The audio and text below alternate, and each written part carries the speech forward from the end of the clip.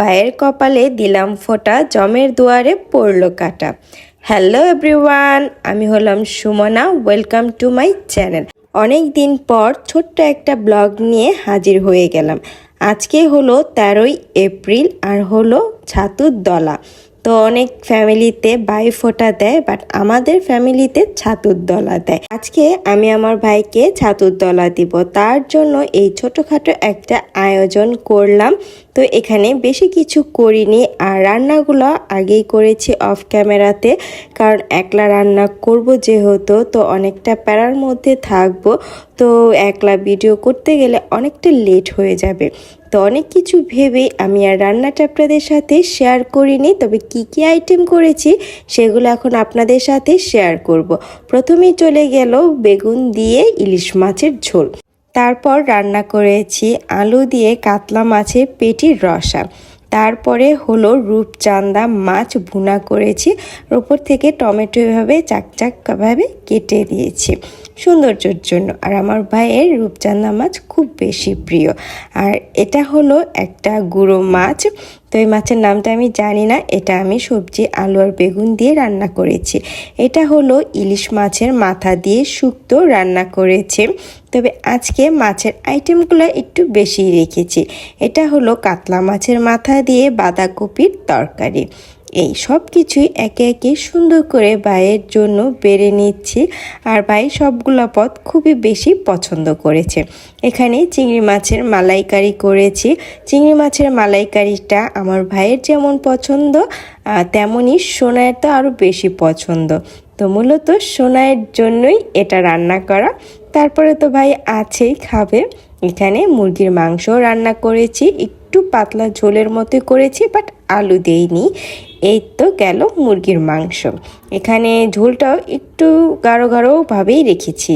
তারপরে গেল চাটনিটা করেছি আম আর টমেটো দিয়ে। যেহেতু আমের সিজন, বাজারে গিয়ে দেখি বেশ সুন্দর আম, তো সেটা দিয়েই করলাম। তারপর সবশেষে পায়েস না হলে তো কোনো খাবার কমপ্লিটই হবে না। তারপর এখানে খাবার বেড়ে এখানে থালাটা সাজাতে চলে আসলাম। ভাইকে ছাতুর দলা দিব। ছাতুটা আমি চিনি, গুঁড়ো দুধ আর সামান্য জল দিয়ে গুলে গোল লাড্ডুর মতো শেপ করে বানিয়ে নিয়েছি। এখানে একটা আসন পেতে দিচ্ছি ভাইকে বসানোর জন্য, এই আর কি। আমি নিজে একটু নতুন শাড়ি পরে একটু সেজে গুজে নিলাম। এখানে আমি গিয়ে প্রদীপ ধরিয়ে দিচ্ছি, আরও যে কাজগুলো থাকে সেগুলোও করব, তবে এখানে সুন্দর করে এই জায়গাটা সাজিয়ে নিলাম। তারপরে এখন তিলক দিয়ে দিব। তিলক দেওয়ার পরে আর যেই নিয়ম কাজগুলা থাকে সেগুলা সবগুলা কাজই করব ভাইয়ের মঙ্গলের জন্য, কারণ এই একটা দিনই থাকে যে ভাইয়ের মঙ্গল কামনার জন্য এই কাজগুলা করে থাকি। ভাইয়ের মঙ্গল হোক, এটা তো সারা বছরই চাই, বাট এই কাজটা এই একটা দিনই করতে পারি। তো ভাইয়ের গলায় মালা দিয়ে দিলাম, তারপরে এখানে মাথায় ফুল দিয়ে দেব। তো এখানে ফুল দিতে গিয়ে একটা ঘটনা ঘটেছে, আর সেই ঘটনাটা ঘটেছে সেটার আমি কাটিনি, আপনাদের সাথে আমি অবশ্যই এটা শেয়ার করব, কারণ আমি মনে করলাম যে সব কিছু এরকম সুন্দর পরিপাটি শেয়ার করলে হয় না, কিছু কিছু জিনিস মানে আনন্দ মুহূর্ত আপনাদের সাথেও শেয়ার করতে হয়। সেটা হলো যে আমার ভাইয়ের মাথায় যে আমি ফুল দিয়ে আশীর্বাদ করেছিলাম, ও যখন একটু নড়েছিল তখন ওর মাথার ফুলটা পড়ে যায়। তো ও এতই বোকার, এতই সহজ সরল যে ফুলটা পড়ে গেছে, তো ও আবার সেটা নিজেই তুলে নিজের মাথায় দেয়। তো এই দৃশ্যটা দেখে আমার এত হাসি পেয়েছে, তো ভাবলাম এটা আমি আপনাদের সাথে অবশ্যই শেয়ার করব। তো সেই দৃশ্যটা আপনারা একটু পরেই দেখতে পারবেন। আর এদিকে আমি এই তো গিয়ে প্রদীপ দেখিয়ে তারপরে বাতাস করলাম। আর এই যে এখন ছাতুর দলা যে বানিয়েছিলাম সেটাই এখন খাইয়ে দিব। আর ঠিক সেই মুহূর্তেই এই ঘটনাটা ঘটেছে। তো দেখুন আমার ভাই কি সহজ সরলভাবে মাথায় আবার সেই ফুলটা দিচ্ছে। তো সেই দৃশ্যটা দেখে মানে অনেক ভালো লাগলো আমার। তারপরে সব কাজ শেষে ওকে বললাম যে নিয়ে আমাকে নমস্কার কর, কারণ বছরে একটা দিনই ও আমাকে নমস্কার করে, আর আমি ওর আশীর্বাদের টাকাটাও দিয়ে দিলাম। তারপর এখানে নিয়ম কাজ সেরে এখন ওর থালাটা সুন্দর করে সাজানোর জন্য আবারও চলে আসলাম। তখন তো বাটিতে বেড়ে বেড়ে রেখেছিলাম, এখন থালায় যে ওর জন্য ভাজি করেছি সেই ভাজিগুলোই খুব সুন্দর মতন সাজিয়ে দিব। আর মাঝখানে ভাত এভাবে বেড়ে রেখেছি, বাটিটা পরে উঠাবো। তার আগে চারদিকে এই ভাজিগুলা আমি সুন্দর মতো সাজিয়ে নিব। এই তো সব কিছু খুব সুন্দর মতো সাজানো হয়ে গেছে। একটু আমি ক্লোজ করে আপনাদের সাথে শেয়ারও করলাম।